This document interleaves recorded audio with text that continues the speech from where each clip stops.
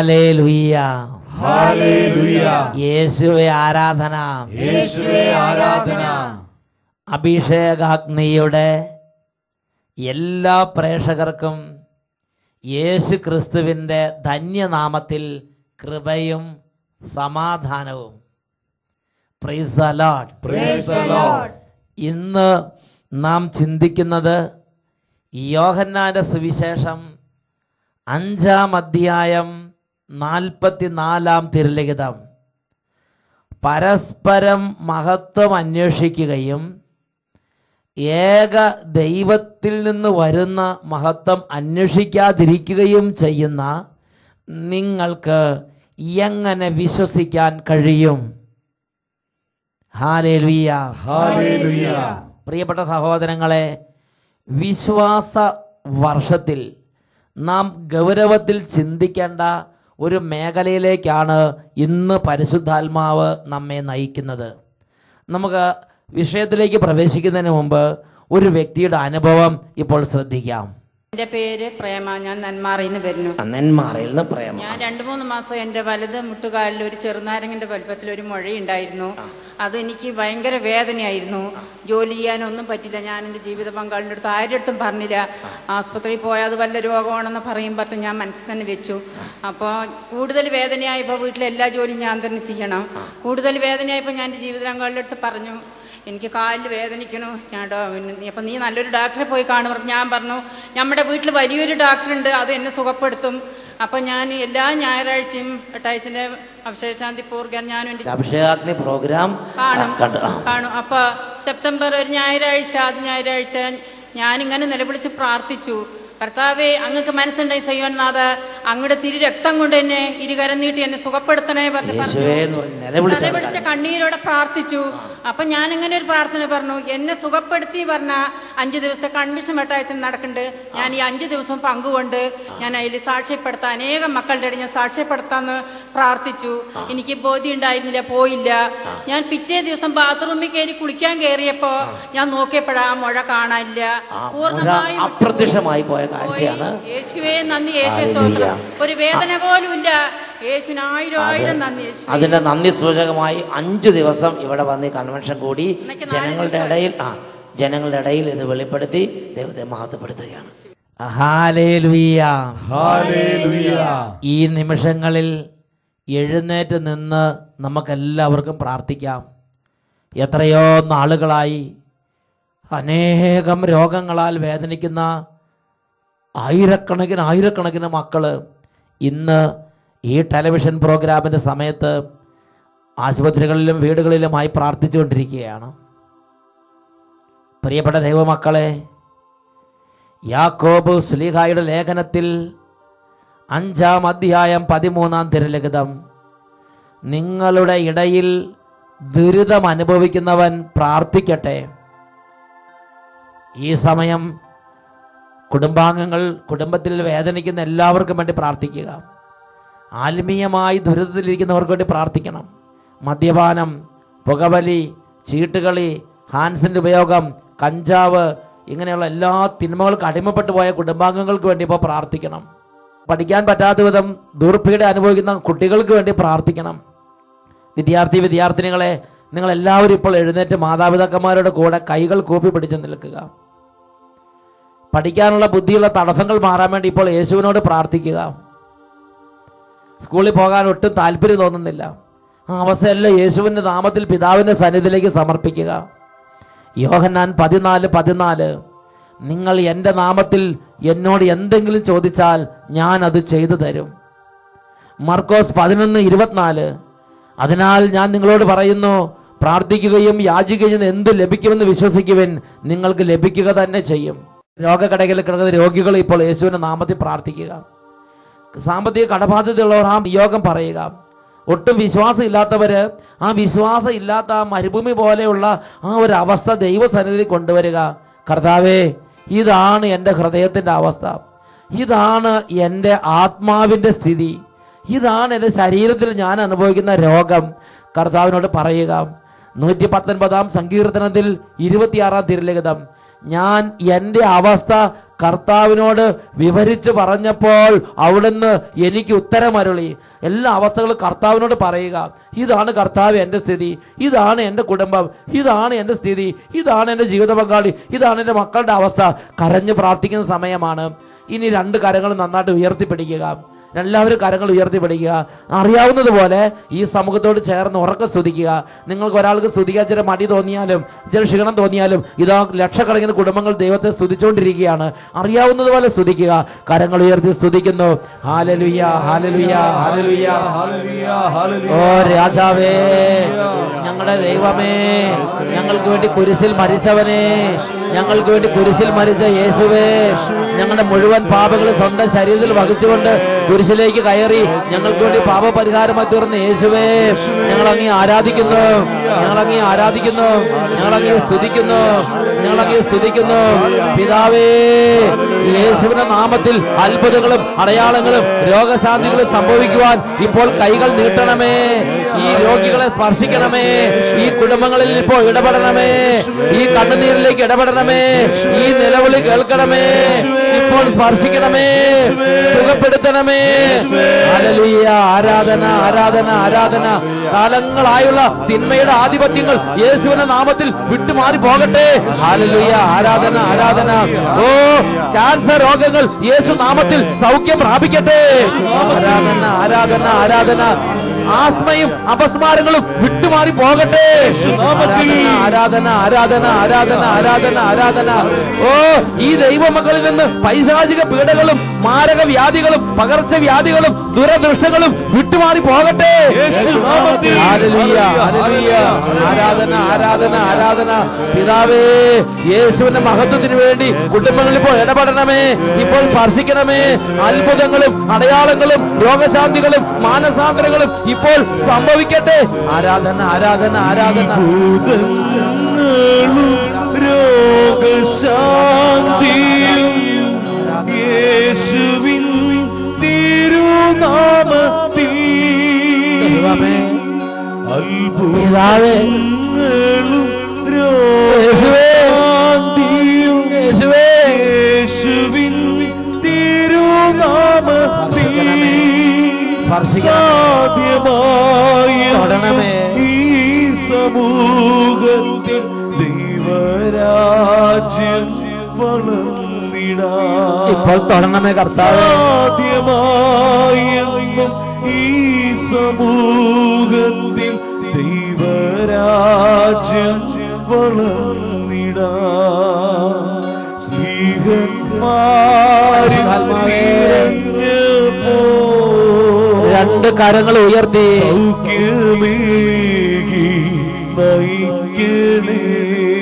ഒരുമിച്ച് പ്രാർത്ഥിക്കുന്നു.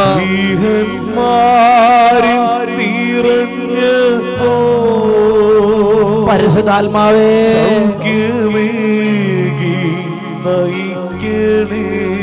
പരിശുദ്ധാത്മാവേ, ശക്തിയോടെ ദാഹിച്ചു ദാഹിച്ച് സൗഖ്യമേകി കരങ്ങൾ ഉയർത്തി സ്വരമുയർത്തി സ്ലീഹന്മാരിൽ നിറഞ്ഞപ്പോ സൗഖ്യമേകി നയിക്കണേ. സ്ലീഹന്മാരിൽ നിറഞ്ഞപ്പോ സൗഖ്യമേ പരിശുദ്ധാത്മാവേ സൗഖ്യമേകി സ്പർശിക്കണമേ പരിശുദ്ധാത്മാവേ, സ്പർശിക്കണമേ പരിശുദ്ധാത്മാവേ. ഇപ്പോൾ തന്നെ അനേകരെ സുഖപ്പെടുത്തണമേ പരിശുദ്ധാത്മാവേ. നടുവിന്റെ വേദനകൾ എടുത്തു മാറ്റണമേ കർത്താവേ. കഠിനമായ തലവേദനകൾ സുഖപ്പെടുത്തണമേ കർത്താവേ. ദൈവമേ, ഹാർട്ട് സംബന്ധമായ രോഗത്തിന് ചികിത്സിച്ചിരിക്കുന്നവർ ഇപ്പോൾ സ്പർശിക്കണമേ. കരൾ രോഗങ്ങൾ നിമിത്തം വേദന അനുഭവിക്കുന്നവർ ഇപ്പോൾ സ്പർശിക്കണമേ കർത്താവേ. യേശുവേ ആരാധന, ആരാധന, ആരാധന. യേശുവേ ആരാധന, ആരാധന, ആരാധന, ആരാധന. യേശുവേ, യേശുവേ, യേശുവേ.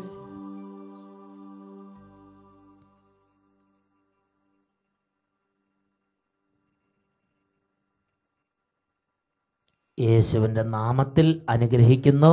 ഇപ്പോഴും എപ്പോഴും എന്നേക്കും. ആമേൻ. ആമേൻ.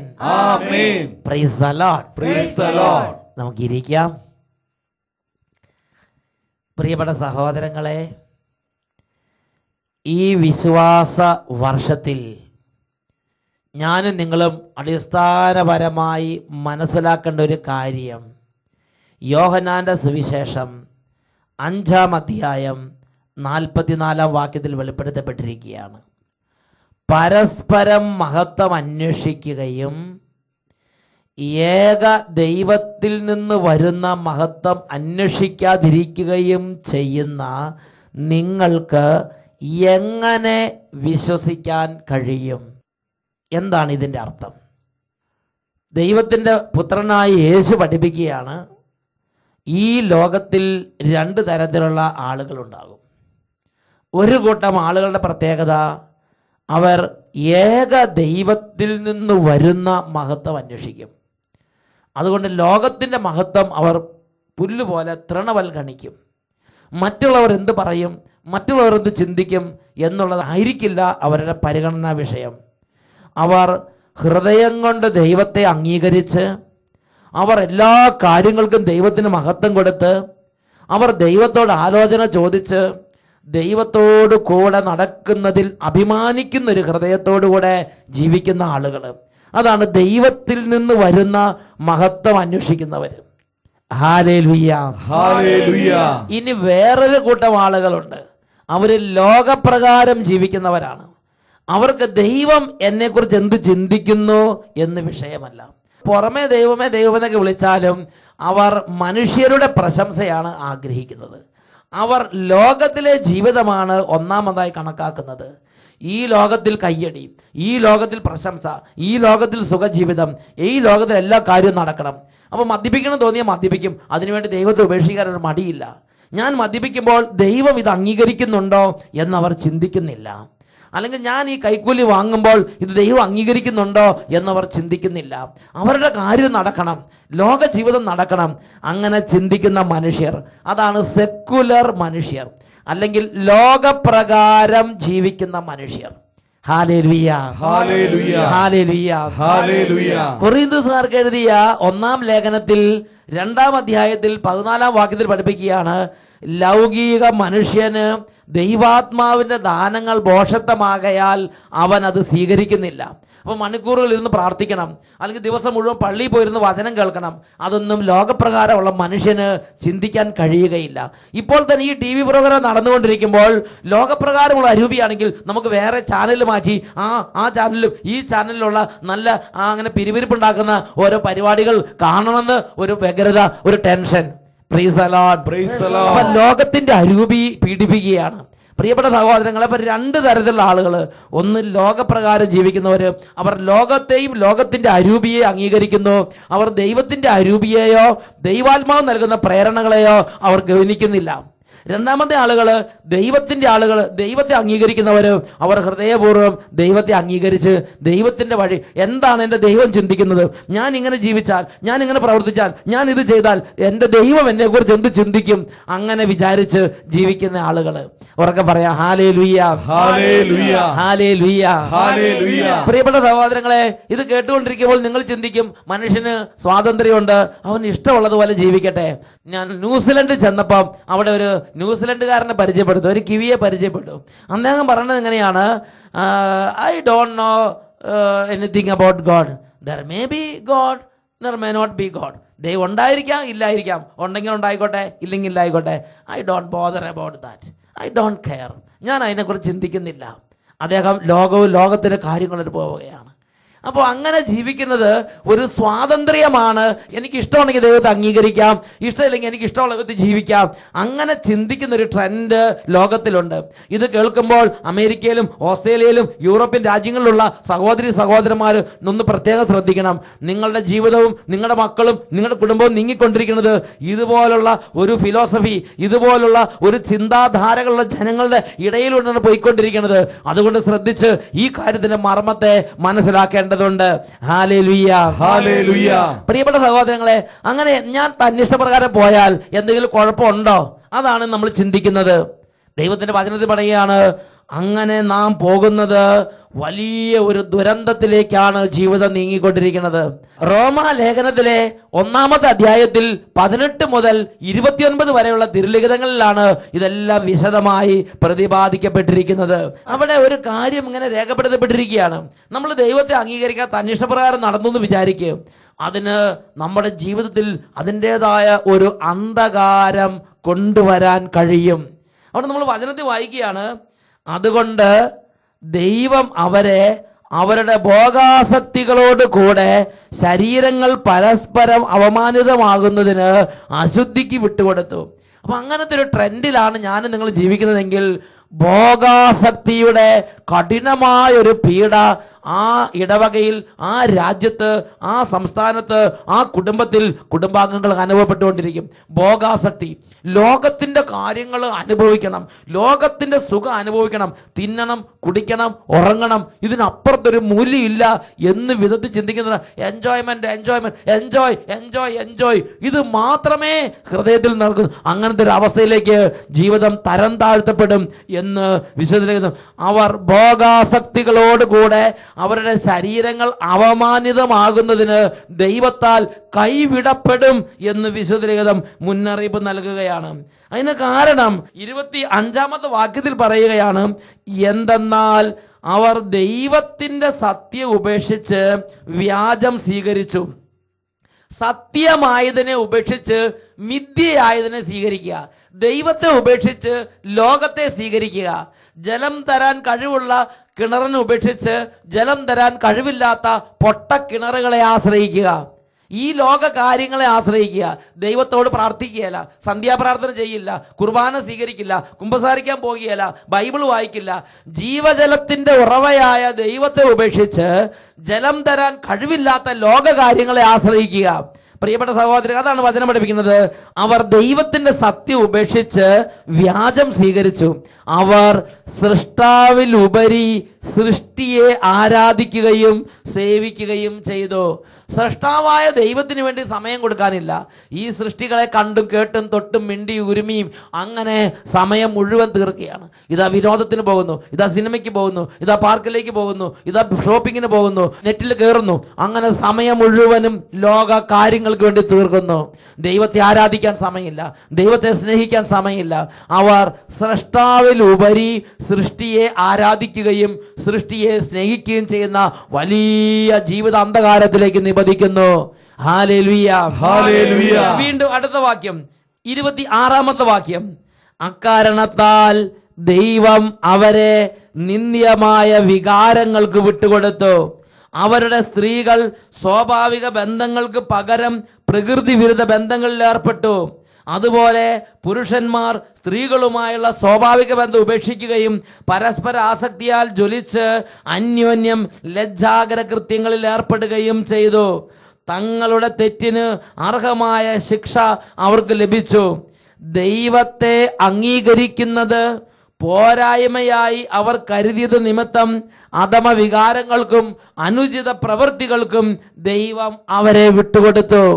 എല്ലാത്തരം അശുദ്ധികളിലും അനീതികളിലും ദുഷ്ടതയിലും അത്യാഗ്രഹത്തിലും അവർ നിറഞ്ഞു പൂണ്ടു. അസൂയ, കൊലപാതകം, ഏഷണി, കലഹം, വഞ്ചന, പരദ്രോഹം എന്നിവയിൽ അവർ മുഴുകുന്നു. അവർ പരദൂഷകരും ദൈവനിന്ദകരും ധിക്കാരികളും ഗർവിഷ്ഠരും പൊങ്ങച്ചക്കാരും തിന്മകൾ ആസൂത്രണം ചെയ്യുന്നവരും മാതാപിതാക്കന്മാരെ അനുസരിക്കാത്തവരും ബുദ്ധിഹീനരും അവിശ്വസ്തരും ഹൃദയശൂന്യരും കരുണയില്ലാത്തവരും ആയിത്തീർന്നു. പ്രിയപ്പെട്ട സഹോദരങ്ങളെ, അനേകം വ്യക്തികൾ പറഞ്ഞത് എങ്ങനെയാണ്, ഇന്ന് എനിക്ക് പ്രാർത്ഥിക്കാൻ പറ്റുന്നില്ല, എനിക്കിന്ന് അനുദപിക്കാൻ പറ്റുന്നില്ല, എനിക്കെൻ്റെ മാതാപിതാക്കളെ സ്നേഹിക്കാൻ പറ്റുന്നില്ല, എനിക്ക് അനുസരിക്കാൻ പറ്റുന്നില്ല, എനിക്ക് ബൈബിൾ വായിക്കാൻ പറ്റുന്നില്ല, എനിക്ക് എന്താണെന്ന് അറിയാൻ പാടില്ല, ഭയങ്കരമായ ക്രൂരത തോന്നുകയാണ്, കൊലപാതക ചിന്ത തോന്നുകയാണ്, കഠിന വൈരാഗ്യമാണ്, ക്ഷമിക്കാൻ പറ്റുന്നില്ല. എന്താ ഇതിൻ്റെ കാരണം? വെറുതെ വന്നതല്ല. ദൈവത്തെ അംഗീകരിക്കുന്നത് പോരായ്മയായി കരുതുന്ന ഒരു മനസ്സ്, ഒരു മെന്റാലിറ്റി, ഒരു ജീവിത രീതി നമ്മുടെ മനസ്സിലുണ്ടോ, നമ്മുടെ ജീവിതത്തിലുണ്ടോ? നമ്മൾ ചിന്തിക്കണം. ഇങ്ങനത്തെ ഒരു ട്രെൻഡ് നമുക്ക് എൻ്റെയും നിങ്ങളുടെ ജീവിതത്തിലുണ്ടെങ്കിൽ, നമ്മുടെ കുടുംബത്തിൽ ആ ട്രെൻഡ് ഉണ്ടെങ്കിൽ, ആ കുടുംബത്തിലുള്ളവർ അറിയാതെ കുറച്ച് കഴിയുമ്പോൾ ക്രൂരരും നന്ദിയില്ലാത്തവരും കൃതജ്ഞരും മറ്റുള്ളവരെ വഞ്ചിക്കുന്നവരും മറ്റുള്ളവരെ കരുണയില്ലാത്തവരും മനുഷ്യത്വം ഇല്ലാത്തവരും ബുദ്ധിഹീനരും അവിശ്വസ്തരും കരുണയില്ലാത്തവരെല്ലായി തീരും.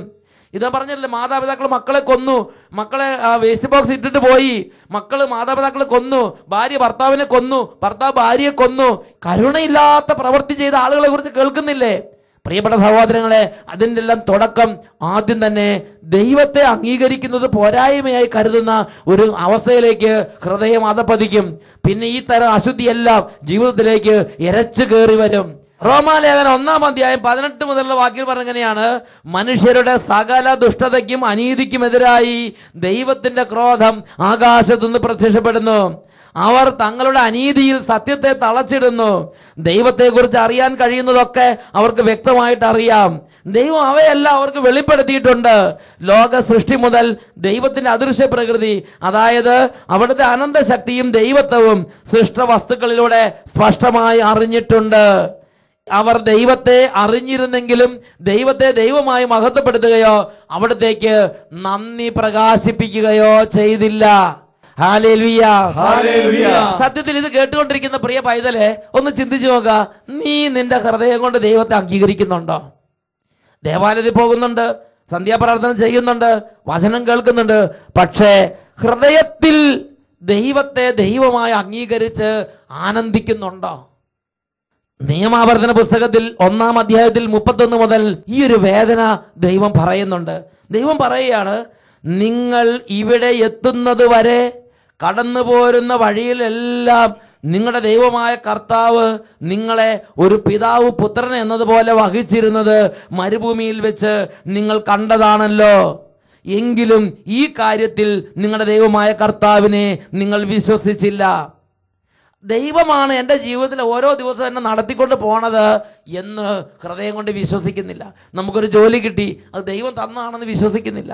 നമ്മളങ്ങോട്ട് റോഡിലേക്ക് ഇറങ്ങിയപ്പോൾ നമുക്ക് സഞ്ചരിക്കാനായിട്ട് വാഹനം എത്തി, ദൈവം തന്നാണെന്ന് വിശ്വസിക്കുന്നില്ല. നമ്മൾ ഷോപ്പിൽ ചെന്നപ്പോൾ അവിടെ വസ്തുക്കൾ ഇരിക്കുന്നു, നമ്മൾ വാങ്ങിച്ചു, പൈസ കൊടുത്ത് വാങ്ങിച്ചു, പക്ഷേ അതെല്ലാം സെറ്റ് ചെയ്ത് തന്നത് ദൈവമാണ് എന്ന് നമ്മൾ ഹൃദയം കൊണ്ട് അംഗീകരിക്കുന്നില്ല. ഞായറാഴ്ചയായപ്പോൾ ബലിയർപ്പിക്കണം, നമുക്കൊരു ദേവാലയം ഉണ്ടായി, അവിടെ ഒരു വികാരിച്ചനുണ്ടായി, ഇതെല്ലാം ദൈവം നമുക്ക് ഒരുക്കി തന്നതാണ്, നമ്മൾ ഹൃദയം കൊണ്ട് അംഗീകരിക്കുന്നില്ല. അതാണ് പറയണത്, നിങ്ങളുടെ ദൈവമായ കർത്താവ് നിങ്ങളെ ഒരു പിതാവ് പുത്രൻ എന്നതുപോലെ വഹിച്ചിരുന്നത് മരുഭൂമിയിൽ വെച്ച് നിങ്ങൾ കണ്ടതാണല്ലോ. എങ്കിലും ഈ കാര്യത്തിൽ നിങ്ങൾ നിങ്ങളുടെ ദൈവമായ കർത്താവിനെ വിശ്വസിച്ചില്ല. നിങ്ങൾക്ക് കൂടാരം അടിക്കുന്നതിന് വേണ്ടി സ്ഥലം അന്വേഷിച്ചുകൊണ്ട് അവിടുന്ന് നിങ്ങൾക്ക് മുമ്പേ നടന്നിരുന്നു. എന്നാൽ ഈ കാര്യത്തിൽ നിങ്ങൾ നിങ്ങളുടെ ദൈവമായ കർത്താവിനെ വിശ്വസിച്ചില്ല. നമ്മുടെ ജീവിതത്തിന്റെ ഓരോ മിനിറ്റിലുമുള്ള ഓരോ കാര്യങ്ങളും ക്രമീകരിക്കാൻ നമുക്ക് മുമ്പേ നമ്മുടെ പിതാവായ നമ്മുടെ അപ്പൻ, നമ്മുടെ ദൈവം നമുക്ക് വേണ്ടി നടക്കുന്നു. എന്നാൽ മനുഷ്യര് ഈ കാര്യം ഹൃദയം കൊണ്ട് അംഗീകരിക്കുന്നില്ല. Praise the Lord, praise the Lord, hallelujah, hallelujah. യെരമ്യായുടെ പുസ്തകം 31-ാം അധ്യായം 9-ാം വാക്യം, കണ്ണീരോടെയാണ് അവർ വരുന്നത്, ഞാൻ അവരെ ആശ്വസിപ്പിച്ച് നയിക്കും, ഞാൻ അവരെ നീരൊഴുക്കുകളിലേക്ക് കൂട്ടിക്കൊണ്ടുപോകും. എന്തെന്നാൽ ഞാൻ ഇസ്രായേലിന് പിതാവാണ്. ഞാൻ ഇസ്രായേലിന് പിതാവിനെ പോലെയുള്ള ഒരു ദൈവമാണ് എന്നല്ല പറയണത്, ഞാൻ പിതാവാണ്, പിതാവിനെ പോലെയല്ല, ഐ ആം ദ ഫാദർ, ഞാൻ നിങ്ങളുടെ അപ്പനാണ് എന്ന് ദൈവം പറയാണ്. എൻ്റെ ഈ ലോകത്തിൽ അപ്പൻ എന്നെ നോക്കുന്നതിനേക്കാൾ എനിക്ക് വേണ്ടി എൻ്റെ മുമ്പേ നടന്ന് എനിക്ക് വേണ്ടി ഓരോന്നും ഒരുക്കുന്ന എൻ്റെ സ്വർഗത്തിലെ അപ്പൻ, ഈ അപ്പനെ അംഗീകരിക്കുന്നുണ്ടോ? പ്രിയപ്പെട്ട സഹോദരങ്ങളെ, ഈ അപ്പന്റെ മനസ്സ്, ഈ അപ്പന്റെ ഇംഗിതം, ഈ അപ്പന്റെ ആഗ്രഹം, ഈ അപ്പന്റെ പദ്ധതി, ഈ അപ്പന്റെ സ്നേഹം, ഈ അപ്പന്റെ ആഗ്രഹങ്ങൾ ഇത് മാനിക്കുന്നുണ്ടോ? പരസ്പര മഹത്വം അന്വേഷിക്കുകയും ഏക ദൈവത്തിൽ നിന്ന് മഹത്വം അന്വേഷിക്കാതിരിക്കുകയും ചെയ്യുന്നത് കൊണ്ടല്ലേ നമ്മുടെ കുടുംബത്തിൽ ഹൃദയശൂന്യതയും കരുണയില്ലായ്മയും വെറുപ്പും അശുദ്ധിയും ദുർവൃത്തിയും മദ്യപാനവും എല്ലാ അരാജകത്വങ്ങളും ഇങ്ങനെ കടവാവൽ കടന്ന് അടിക്കുന്നത് പോലെ കുടുംബത്തിലേക്ക് ഞങ്ങൾ കൂട്ടത്തോടെ ഇരച്ചു വന്ന് അങ്ങനെ അന്ധകാരാവൃതമായ ഒരു അവസ്ഥ നമ്മുടെ കുടുംബത്തിൽ വരുന്നത് എന്ന് നമ്മൾ ചിന്തിച്ചു നോക്കണം. എഴുന്നേറ്റ് നിൽക്കാം, കരങ്ങൾ കൂപ്പി കണ്ണുകൾ അടച്ച് എൻ്റെ ഹൃദയം കൊണ്ട് എൻ്റെ സത്യദൈവത്തെ, ഏക സത്യദൈവത്തെ ഞാൻ അംഗീകരിക്കുന്നുണ്ടോ? എന്നെ ഇത്രയും വളർത്തിയത് എൻ്റെ ദൈവമാണ്, ഈ ജോലി തന്ന എൻ്റെ ദൈവമാണ്, ഈ വീട് തന്ന എൻ്റെ ദൈവമാണ്, ഈ പ്രോഗ്രാം അറ്റൻഡ് ചെയ്യാൻ എനിക്ക് വേണ്ടി വാതിൽ തുറന്ന എൻ്റെ ദൈവമാണ്, ഓരോന്നും തന്നത് എൻ്റെ ദൈവമാണ്, എല്ലാം എൻ്റെ ദൈവമാണ് എനിക്ക് വേണ്ടി ഒരുക്കുന്നത്. അംഗീകരിക്കുന്നുണ്ടോ മകനെ? അംഗീകരിക്കുന്നുണ്ടോ മകളെ? ഇന്ന് നിന്റെ ചിന്ത എന്താ? ഞാനായി, ഇതെൻ്റേത്, ഇതെല്ലാം എൻ്റേത്, ഞാൻ നേടി, ഞാൻ ഉണ്ടാക്കി, ഞാൻ പണിതു. പ്രാർത്ഥിക്കാൻ പോലും നേരമില്ലാതായി. കൂദാശകളെല്ലാം ഉപേക്ഷിച്ചു. മാതാപിതാക്കളെ പോലും നിന്നയായി. ഇന്നെല്ലാം ഒരു അഹങ്കാരത്തിന്റെ രീതിയിലായി പ്രാർത്ഥിക്കുന്നു.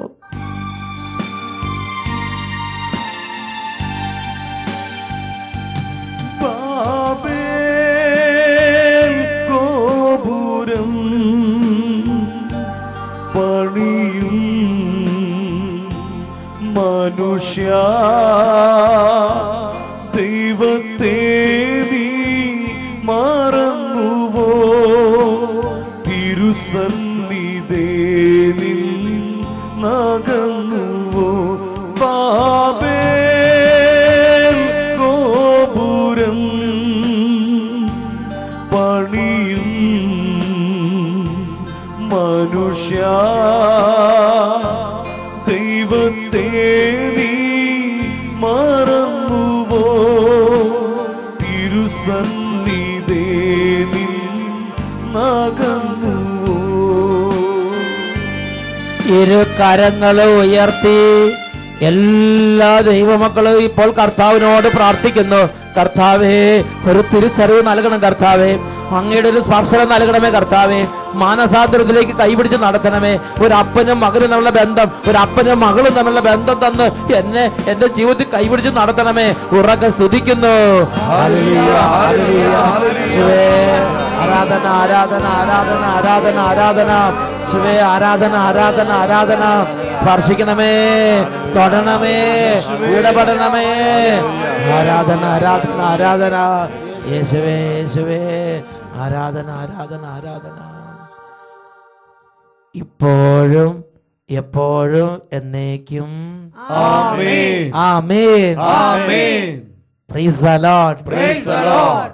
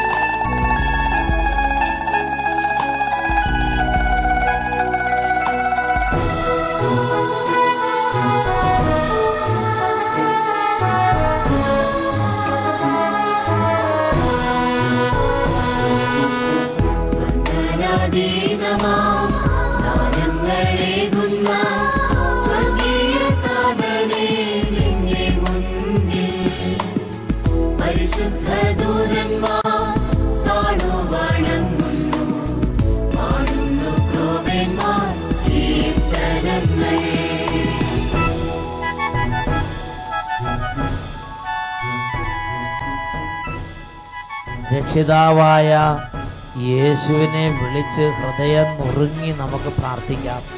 രണ്ട് കരങ്ങളും യേശുവിൻ്റെ സന്നിധിയിലേക്ക് ഉയർത്തുക. എത്രമാത്രം യേശു ഇടപെടാൻ ആഗ്രഹിക്കുന്നുവോ അത്രയും തീഷ്ണതയോടെ യേശുവേ യേശുവേ യേശുവേ എന്ന് വിളിച്ച് വിളിച്ച് പ്രാർത്ഥിക്കട്ടെ. കരങ്ങൾ ഉയർത്തി ഉറക്കെ സ്തുതിക്കുന്നു. Hallelujah hallelujah hallelujah. യേശുവേ യേശുവേ യേശുവേ യേശുവേ യേശുവേ യേശുവേ യേശുവേ യേശുവേ യേശുവേ യേശുവേ നീ മാത്രമേ സഹായം. യേശുവേ യേശുവേ യേശുവേ യേശുവേ യേശുവേ സഹായം. യേശുവേ നീ മാത്രമേ സഹായം.